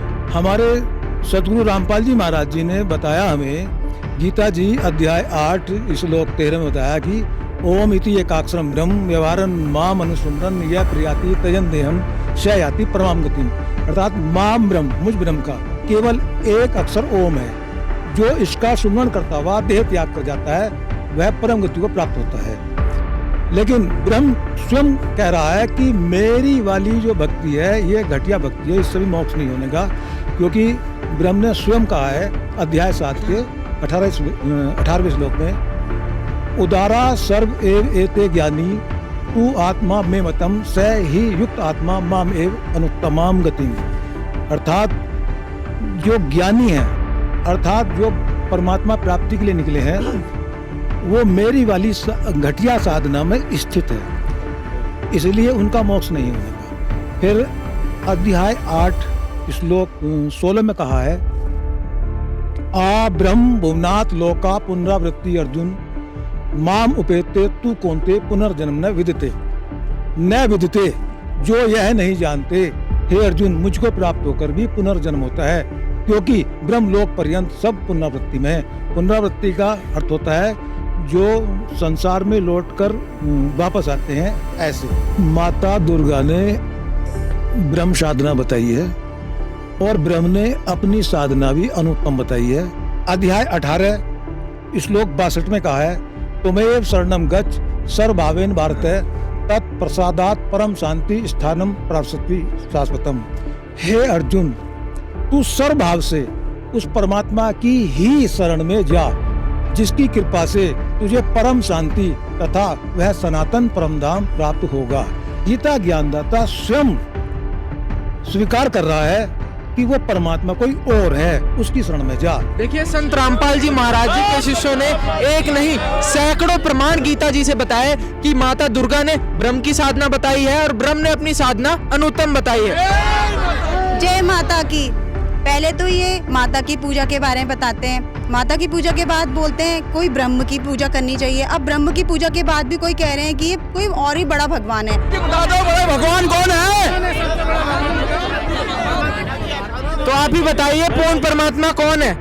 जी, जैसा कि इनका सवाल था कि पूर्ण परमेश्वर कौन है, हमारे गुरुजी संत रामपाल जी महाराज अपने सत्संगों में वेदों और शास्त्रों के अनुसार बताते हैं कि पूर्ण परमेश्वर कौन है। उन्होंने गीता जी अध्याय 15 श्लोक 16 और 17 में 3 तरह के पुरुष बताए हैं। गीता जी अध्याय 15 श्लोक 16 में उन्होंने 2 तरह के पुरुष बताए हैं, क्षर और अक्षर। यह दोनों पुरुष नाशवान हैं और यह क्षर काल ब्रह्म है और अक्षर पर ब्रह्म है। इनके अंतर्गत जीवात्मा अविनाशी है।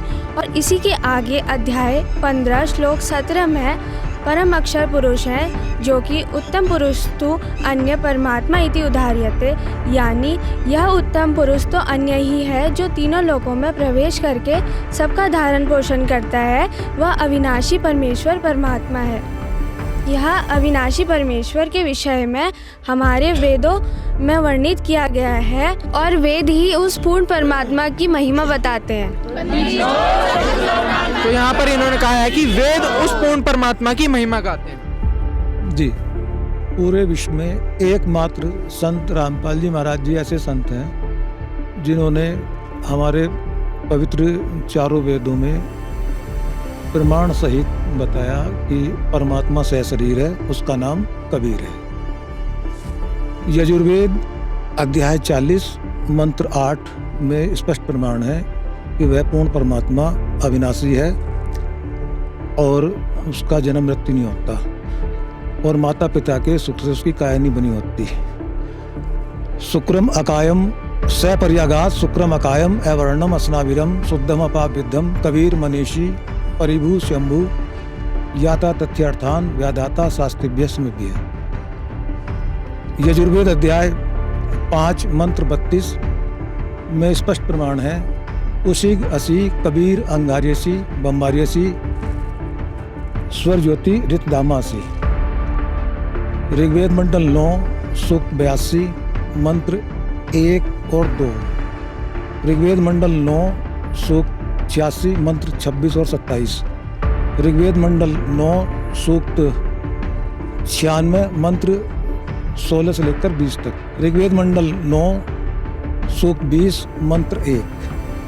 अथर्ववेद कांड 4 अनुवाक 1 मंत्र 7 और अन्य जैसे श्रीमद् भगवद गीता अध्याय 8 श्लोक 9, उसमें भी प्रमाण है। कविम पुराणम अनुशासितारम अणु अणियांसम अनुशमरेत यह सर्वस्य दातारम। अचिंतनीय रूप आदित्य वर्णम तम से प्रस्ताद। ढेर सारे प्रमाण दिए हैं परमात्मा सतगुरु रामपाल जी महाराज जी ने। और परमात्मा सहशरीर है, उसका नाम कबीर है और वह परमात्मा अपने सतलोक से चलकर आता है बिजली के समान, जो बिजली की गति के समान आता है, दृढ़ भक्तों को आकर मिलता है, उनके विघ्नों को हरता है और सबका रक्षक है और राजा के समान दर्शनीय है। तो यहाँ पर ढेरों प्रमाण संत रामपाल जी महाराज जी के शिष्यों ने यहाँ पर दिए हैं, तो हम और प्रमाण जानना चाहेंगे। वेदों में पूर्ण परमेश्वर का नाम कबीर देव है। वो अपने वास्तविक नाम से इस धरती पर प्रकट होते हैं और अपने तत्व ज्ञान का प्रचार करते हैं। वह चारों युगों में परमात्मा आते हैं। कबीर साग में इसका प्रमाण है, जिसमें बताया गया है, सतयुग में सत्सुकृत का टेरा, त्रेता नाम मुनिंदर मेरा, द्वापर में करुणा में कहाया, कलयुग नाम कबीर धराया। जिस पूर्ण परमात्मा का केवल और केवल 3 अक्षरों का मोक्ष मंत्र बताया गया है, उसके बारे में सामवेद के संख्या नंबर 822 में उसका जिक्र आता है कि उस पूर्ण परमेश्वर का त्रितस्य नाम है, यानी कि उसका 3 मंत्रों का नाम है। इसी के बारे में गीता अध्याय नंबर 17 के श्लोक नंबर 23 में भी बताया गया है कि उस सच्चिदानंद घन ब्रह्म की साधना के जो मंत्र हैं वो ओम, तत् और सत हैं, जिनमें से जिनका जाप करने से किसी भी साधक को मोक्ष की प्राप्ति होगी। इनमें से तत् और सत जो हैं वो सांकेतिक मंत्र हैं, जो कि हमें किसी तत्वदर्शी संत से ही मालूम हो सकते हैं। और वर्तमान समय में वो तत्वदर्शी संत केवल संत रामपाल जी महाराज हैं, जिन्होंने हमारे सामने तत् और सत जो कि सांकेतिक मंत्र हैं उनका भेद हमारे सामने खोला है। और ये जितने भी हमने आपको प्रमाण दिखाए हैं, ये सभी 600 वर्ष पूर्व आए हुए कबीर साहिब जी के ऊपर ही सटीक बैठते हैं। तो इससे प्रमाणित होता है कि कबीर साहिब जी वो पूर्ण परमात्मा है। दर्शकों, संत रामपाल जी महाराज जी के समर्थकों ने यहाँ पर ढेरों प्रमाण दिए हैं परमात्मा और तत्वदर्शी संत के बारे में। कहीं आप अपने गुरु को तो तत्वदर्शी गुरु नहीं मान रहे। इस दुनिया में तो हजारों गुरु हैं, हम कैसे मान लें आपके गुरु तत्वदर्शी गुरु हैं? आखिर कैसे माने कि संत रामपाल जी ही तत्वदर्शी संत हैं? आखिर इसका क्या प्रमाण है आपके पास? आपकी बात सही है कि आप हमारे गुरु जी को तत्वदर्शी संत कैसे माने, क्योंकि आज के समय में अनेकों संत ऐसे हैं जो अपने नाम के आगे तत्वदर्शी संत लगाते हैं, परंतु हमारे शास्त्रों में तत्वदर्शी संत की पहचान बताई गई है। जैसे गीता अध्याय 4 श्लोक 32 और 34 में खुद गीता ज्ञानदाता कह रहे हैं कि हे अर्जुन, तू सर्वभाव से उस संपूर्ण ज्ञान को तत्वदर्शी संतों के पास जाके समझ, उनको भली भांति दंडवत प्रणाम करने से, उनकी सेवा करने से और कपट छोड़कर सरलतापूर्वक प्रसन्न करने से वह तत्वदर्शी संत उस तत्व ज्ञान का उपदेश कराएंगे। इससे ये सिद्ध होता है कि खुद गीता ज्ञानदाता भी तत्वदर्शी संत के शरण में जाने के लिए बोल रहा है। महाराज की जय हो। जिसकी पहचान गीता जी में भी बताई गई है। गीता अध्याय 15 के श्लोक नंबर 1 से 4 में गीता ज्ञानदाता कह रहा है कि उस उल्टे लटके संसार रूपी वृक्ष को जो सह वेदविद बता देगा वो तत्वदर्शी संत है, और जो जड़ से लेकर पूरे तना शाखाएं और जो इनका सबका ज्ञान रखता है, उल्टे लटके संसार रूपी वृक्ष को जो सही से समझा देगा वही तत्वदर्शी संत है। इसके विषय में हमारे गुरुजी बताते हैं, और आज एक इकलौते संत वही हैं पूरे विश्व में जो इस पूरे संसार रूपी वृक्ष का जो है अच्छे से समझा रहे हैं, मतलब पूरे शास्त्रों में से समझा रहे हैं। तो दर्शकों, यहाँ पर संत रामपाल जी महाराज जी के शिष्यों ने गीता जी से प्रमाणित करके बताया कि संत रामपाल जी महाराज ही तत्वदर्शी संत हैं। अब आप क्या प्रमाण बताएं? पूर्ण गुरु के पहचान के बारे में एक वाणी है सूक्ष्म वेद की। सतगुरु के लक्षण कहूँ मधुरे बैन बिनो, 4 वेद 6 शास्त्र क्या है 18 बोध। इस वाणी का मतलब है पूर्ण गुरु की वही पहचान है जो 4 वेद 6 शास्त्र और 18 पुराण के आधार पर ज्ञान दे। और आज के समय में संत रामपाल जी महाराज जी पूर्ण गुरु हैं जो 4 वेद 6 शास्त्र और 18 पुराण के हिसाब से ही ज्ञान दे रहे हैं। इसके अलावा श्रीमद् भागवत महापुराण में भी गुरु की महिमा का वर्णन करते हुए स्वयं देवी जी कह रहे हैं कि अगर शिव रुष्ट हो जाए तो तुम्हें गुरु बचा सकता है, परंतु गुरु के रुष्ट होने पर तुम्हें शिव जी नहीं बचा सकते। इसलिए हे पर्वतराज, अपने तन मन एवं वचन से सभी से समर्पित होकर उस एक अपने गुरु की को संतुष्ट करने में लगे रहो। इसके अलावा हमें बताया जाता है कि गुरुर ब्रह्मा गुरुर विष्णु गुरुर्देव महेश्वर गुरु साक्षात परम ब्रह्मा तस्मै श्री गुरुवे नमः। यानी कि गुरु ही ब्रह्मा है, गुरु ही विष्णु है एवं गुरु ही शिव है। गुरु ही साक्षात परम ब्रह्म का स्वरूप है और उन गुरु को मेरा नमन है। इससे हमें ये निष्कर्ष मिलता है कि अगर हमें तत्वदर्शी संत की तलाश हो जाती है तो हमें उसके द्वारा बताई गई हुई शास्त्र विधि अनुकूल साधना करनी चाहिए एवं उसके द्वारा दिए गए मंत्रों का जाप करना चाहिए, जिससे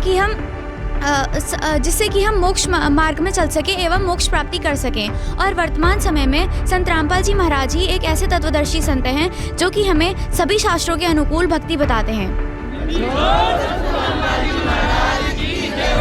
सर, इसी के साथ और भी प्रमाण है, जैसे कि श्रीमद् देवी भागवत के 7वें स्कंद में बताया है कि गुरु जो है वो माता पिता से भी श्रेष्ठ है, क्योंकि माता पिता से प्राप्त जो जन्म होता है, जीवन होता है, वो नष्ट हो जाता है, लेकिन गुरु से प्राप्त जो ब्रह्म जन्म होता है वो कभी नष्ट नहीं होता। कबीर सागर के बोध सागर के अध्याय कभी जीव धर्म बोध में भी प्रमाण है। पूर्ण तत्वदर्शी संत की क्या पहचान है वो पूरा प्रमाण लिखित है। और ये जो वेद के अध्याय 19 के मंत्र 25 और 26 में कहा है, जो तत्वदर्शी संत है वह सभी धर्म ग्रंथों के गूढ़ रहस्य को उजागर करेगा, जो कि आज के वर्तमान के समय में केवल संत रामपाल जी महाराज ही सभी धर्म ग्रंथों के गूढ़ रहस्य को उजागर कर रहे हैं। इसी से प्रमाण होता है कि जो इस वक्त गुरु तत्वदर्शी संत है वो केवल संत रामपाल जी महाराज ही हैं। तो दर्शकों, यहाँ पर संत रामपाल जी महाराज के समर्थकों ने प्रमाण देकर बताया है कि संत रामपाल महाराज ही वो संत हैं। लोग ठीक निकले, ये लोग तो मानते ही नहीं है माता को। सही कह रहे हैं, बिल्कुल सही है। नहीं करते तो माता को मानते ही नहीं, विरोध करते हैं। सही है। कहीं ना कहीं आपका कहना है कि ये लोग जो है माता को मानते नहीं है, अपने गुरु को ही सर्वोपरि बता रहे हैं। तो दर्शकों, ये पॉइंट यहाँ पर निकल कर आया है कि इनका कहना है कि आप लोग जो है माता का विरोध करते हैं और अपने गुरु को ही सर्वोपरि बता रहे हैं। जी, जैसा कि इन्होंने बोला कि हम लोग माता जी को नहीं मानते हैं, ऐसा नहीं है, हम लोग भी माता जी को मानते हैं। आप लोग गलत बोल रहे हैं। हमारे गुरुजी संत रामपाल जी महाराज वेद शास्त्रों के अनुसार सत्संग में बताते हैं कि माता जी अपनी पूजा करने को मना कर रही है और हमारे गुरुजी बताते हैं कि पूर्ण परमात्मा ही पूजनीय योग हैं, परंतु सभी देवी देवताएं हमारे लिए आदरणीय हैं, जिनका हमें सत्कार करना चाहिए। हम माता जी की साधना भी करते हैं और हमारे गुरुजी माता जी व देवी देवताओं की भक्ति नहीं छुड़वाते बल्कि उनकी वास्तविक साधना बताते हैं और कहते हैं कि सभी देवी देवताओं व माता जी का ऋण चुकाकर ही हम पूर्ण परमात्मा की शरण में जा सकते हैं। गुरुजी हमें प्रथम नाम दीक्षा में सभी देवी देवताओं के वास्तविक मंत्र देते हैं, जिसे वास्तविक गायत्री मंत्र कहते हैं, क्योंकि यह सभी देवी देवताएं मानव के स्थूल शरीर में निवास करते हैं। तो इससे यह सिद्ध होता है कि सभी देवी देवताओं की हम वास्तविक साधना कर रहे हैं, आप लोग तो उनका मनमाना आचरण कर रहे हैं। तो दर्शकों, संत रामपाल जी महाराज जी के समर्थकों का ये कहना है कि वो भी जो है माता के वास्तविक मंत्रों का जाप करते हैं। ये गायत्री मंत्र, कौन सी गायत्री मंत्र की बात कर रहे हैं? गायत्री मंत्र तो हम भी करते हैं। क्या जो हम मंत्र का जाप करते हैं वो सही नहीं है क्या? बताइए, जो मंत्र हम करते हैं वो सही नहीं है क्या? बात कर रहे हैं, हमें जवाब दीजिए। इन्होंने गायत्री मंत्र पर जो शंका व्यक्त की है, तो इनकी शंका का समाधान हम संत रामपाल जी महाराज द्वारा दिए ज्ञान से इस प्रकार करते हैं कि हमारे लोक में कई प्रकार के गायत्री मंत्र प्रचलित हैं। जो गायत्री मंत्र पर जिस गायत्री मंत्र पर इन्हें सबसे ज्यादा विश्वास होगा, वो गायत्री मंत्र का प्रमाण देवी भागवत महापुराण के स्कंद 11 प्रश्न नंबर 862 पर है, जिसमें गायत्री महिमा और पूजा विधि जो प्रसंग है उसमें यह बताया गया है कि 5 प्रणव वाली गायत्री का मंत्र जाप करना चाहिए और उसी से जो है हमें लाभ मिलेगा। वो ब्रह्म गायत्री मंत्र जो है वो संत रामपाल जी महाराज हमें उनके मंत्र देते हैं। वो 5 प्रणव वाली गायत्री क्या है? जो हमारे स्थूल शरीर में कमलों में स्थित भगवान हैं, उन पंच देवों के जो मंत्र हैं, वो शास्त्र आधारित जो मंत्र हैं वो संत रामपाल जी महाराज देते हैं। वही 5 प्रणव वाली गायत्री मंत्र है, क्यों जिसको तुरिया गायत्री मंत्र कहा गया है। तो वो असली जो गायत्री मंत्र हैं पंच प्रधानों के लोकों को पार करके जब हम यहाँ से ऊपर जाएंगे, क्योंकि हमारे सदगुरु संत रामपाल जी महाराज जी ने बताया है कि यदि हमें तुरिया महल पर अर्थात सतलोक में जाना है तो पहले हमें यहाँ के पंच प्रधानों का उनके मंत्र जापों के माध्यम से ऋण चुकाना पड़ेगा, तभी हमें यहाँ से एनओसी मिलेगी और ऊपर हम ब्रह्म लोक और परब्रह्म के लोक में, उसके बाद पार ब्रह्म के लोक में पूर्ण मोक्ष प्रदान कर सकते हैं। तो वो वास्तविक गायत्री मंत्र है। जो गायत्री मंत्र जो अभी जिसका इन्होंने जिक्र किया, जिसको यहाँ पे कहते हैं कि जिसको बोलते भी गलत है, ओम भूर्भुवः स्वः तत्सवितुर्वरेण्यम वाला जो गायत्री मंत्र बोलते हैं, वो वास्तव में केवल यजुर्वेद अध्याय 36 का मंत्र संख्या 3 है और जिसके प्रारंभ में ओम नहीं लगा है वो भी गलत लगाया हुआ है। इसलिए अभी जो आपने गायत्री मंत्र के बारे में बात की कि हम भी तो गायत्री मंत्र का जाप करते हैं, वो वास्तविक गायत्री मंत्र नहीं है। वास्तविक ब्रह्म गायत्री मंत्र संत रामपाल जी महाराज जी ने सभी शास्त्रों को खोल करके आपके समक्ष रखा है। आपसे प्रार्थना है, आप माता जी के भगत हैं और आप अवश्य ही जो ये देवी भागवत महापुराण है इसका स्कंद 11 प्रश्न नंबर 862 देखें। उसमें जो ब्रह्म गायत्री मंत्र है, वास्तविक मंत्र है, उसको बताया गया है और उस ग्रंथ को देख करके आपको अवश्य ही विश्वास हो जाएगा कि वास्तविक ब्रह्म गायत्री मंत्र केवल संत रामपाल जी महाराज जी के पास है, जो आपको शास्त्र प्रमाणित कर देंगे। तो इस गायत्री मंत्र के जाप की जो विधि है वो प्रतिदिन इसका कम से कम 108 बार जाप करना चाहिए और ये प्रमाण जो है इसमें है श्रीमद् देवी भागवत महापुराण में। और हमारे गुरुजी संत रामपाल जी महाराज 108 बार ही इसका जाप प्रतिदिन करवाते हैं। और घट रामायण में भी प्रमाण दिया गया है कि देवी दुर्गा जी जो है उनका वास कंठ कमल में स्थित है। तो कंठ कमल में स्थित जो देवी दुर्गा जी है उनका क्या मंत्र है, वो मंत्र भी इस ब्रह्म गायत्री मंत्र के अंतर्गत शामिल है। तो इसलिए जो है ये वास्तविक ब्रह्म गायत्री मंत्र है। ये जो ब्रह्म गायत्री मंत्र है इसको शास्त्रों में तुरिया गायत्री मंत्र कहा गया है। इसका प्रतिदिन 108 बार जाप किया जाता है, जो कि संत रामपाल जी महाराज हमें शास्त्र अनुकूल विधि से बताते हैं। अभी इन भाई बहनों ने कहा कि आप लोग तो माता को मानते नहीं, आप लोग माता के विरोधी हैं। नहीं, हम माता के विरोधी नहीं हैं, हम माता का बहुत सम्मान करते हैं और साल के 365 दिन उनकी साधना करते हैं। माता की साधना संत रामपाल जी द्वारा बताई गई विधि के अनुसार। जैसे कबीर जी ने सभी धर्मों की पुण्य आत्माओं को ये सत भक्ति देकर मोक्ष प्रदान किया था, ठीक वैसे ही आज संत रामपाल जी महाराज हर धर्म के धार्मिक लोगों को ये यथार्थ भक्ति प्रदान करके मोक्ष का अधिकारी बना रहे हैं। ये पंचदेव समान रूप से विश्व के सभी प्राणियों के शरीर में बने इन कमलों में विद्यमान हैं। इन पंचदेव को प्रसन्न करने का तथा पूर्ण लाभ प्राप्त करने का ये एकमात्र 12 अक्षर मंत्र है जो जाप करने का है।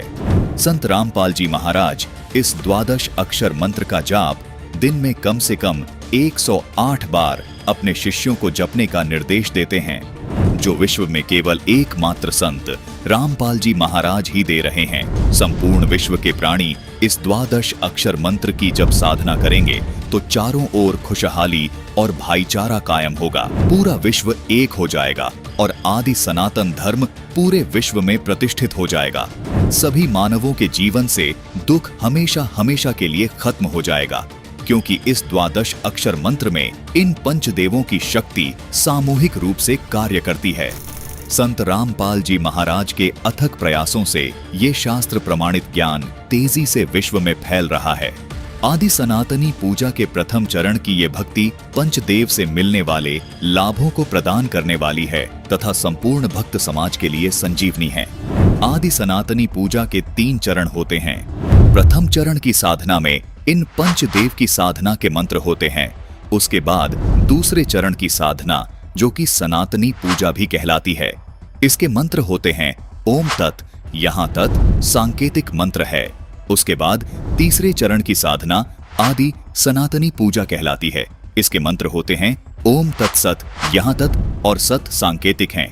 भक्ति साधना के इन 3 चरणों को आप इस प्रकार समझें, जैसे प्रथम चरण की साधना, जो कि पंचदेव पूजा है, उसको आप प्राथमिक शिक्षा जाने, अर्थात 5वीं कक्षा तक की पढ़ाई जाने, जिसके पढ़ने से आपको आपके जीवन में केवल आंशिक लाभ प्राप्त होते हैं। लेकिन प्रथम चरण की ये साधना भक्ति मार्ग में बेहद महत्वपूर्ण है। जिस प्रकार 5वीं कक्षा तक की पढ़ाई पूरी किए बिना 10वीं 12वीं तक की पढ़ाई नहीं की जा सकती, इसी प्रकार प्रथम चरण की ये पंचदेव साधना किए बिना दूसरे व तीसरे चरण की साधना नहीं की जा सकती। दूसरे चरण की साधना, जो कि सनातनी पूजा है, ये गीता अध्याय 15 के श्लोक 16 में बताए क्षर और अक्षर पुरुष की पूजा है। इसको आप उच्च शिक्षा, अर्थात इसको आप 10वीं तक की कक्षा की पढ़ाई जाने, जो आपको प्राथमिक शिक्षा से कुछ ज्यादा लाभ देती है। तीसरे चरण की साधना, जो कि आदि सनातनी पूजा है, गीता जी अध्याय 17 के श्लोक 23 में भी इसका वर्णन है। ये गीता अध्याय 8 के श्लोक 3 में बताए परम अक्षर ब्रह्म की पूजा है। इसको आप सर्वोच्च शिक्षा जाने, जो कि आपको सब सुख और लाभ प्राप्त करवाती है। दर्शकों, केवल संत रामपाल जी महाराज ही आध्यात्मिक मार्ग की भक्ति साधना इस प्रकार 3 चरण में पूरी करते हैं। तो इस प्रकार से जो है हमारा इनसे भी निवेदन है कि जो अभी प्रमाण हमने सब भाई बहनों को दिखाए हैं, अपने घर जाकर के शास्त्रों से मिलान करें और अधिक जानकारी के लिए ये संत रामपाल जी महाराज द्वारा लिखित पुस्तकें पढ़ सकते हैं। उनका सत्संग सुन के और शास्त्रों से प्रमाण मिला करके आगे की भक्ति साधना के बारे में निर्णय ले सकते हैं। दर्शकों, संत रामपाल जी महाराज जी के जो समर्थक हैं, उन्होंने यहाँ पर ढेरों प्रमाण पेश किए हैं। तो अब आप लोगों का क्या कहना है? इन्होंने जो हमको इतने प्रमाण दिए हैं, हम इनके प्रमाणों से पूर्णतः संतुष्ट नहीं है। इनके प्रमाणों से हम मिलान करेंगे अपने शास्त्रों से जाके, तब हमको संतोषजनक जवाब दे सकते हैं। शास्त्रों के साथ मिलान करेंगे, उसके बाद आगे की क्या करना है, क्या करना है, क्या नहीं करना है। बिल्कुल, हमारी आपसे भी गुजारिश है कि जो भी प्रमाण यहाँ पर इस डिबेट में पेश किए गए हैं, जैसे कि हमारी डिबेट का टाइटल है माँ दुर्गा के अनसुने राज, आज उन राजों से पर्दा उठ चुका है। हमारी आप सभी से गुजारिश है कि आप भी जो हमारे लाल कपड़ों में बंद आज तक जो शास्त्र पढ़े हुए थे, आज उनको खोलने का सही समय आ चुका है। सभी रहस्यों से पर्दा अब उठकर रहेगा। संत रामपाल महाराज के समर्थकों ने यहाँ पर जो भी प्रमाण बताए हैं, आप भी उनको जरूर जाकर क्रॉस चेक करें और निर्णय तक पहुंचे कि आखिर क्या सच्चाई है। यहाँ पर संत रामपाल जी के जो समर्थक हैं, उन्होंने हमें हजारों प्रमाण दिए। हम शास्त्रों का मिलान करेंगे, इसके बाद चिंतन करेंगे और उसके बाद फाइनल निर्णय लेंगे। देखिए, इस डिबेट में संत रामपाल जी महाराज के समर्थकों ने ढेरों प्रमाण पेश किए हैं, जो माता दुर्गा के आज तक अनसुने राज बने हुए थे। रहस्यों से यहाँ पर पर्दा उठ चुका है। माता दुर्गा की उत्पत्ति कैसे हुई, माता दुर्गा से ऊपर पूर्ण भगवान कौन है, और भी नवरात्रि के व्रत करने चाहिए या नहीं, तो बहुत सारे अनसुलझे रहस्य जो आज तक छुपे हुए थे, उन सभी का महा खुलासा आज की हमारी इस बिग डिबेट में हो चुका है। ऐसी और खास डिबेट्स देखने के लिए जुड़े रहिए हमारे चैनल के साथ। धन्यवाद।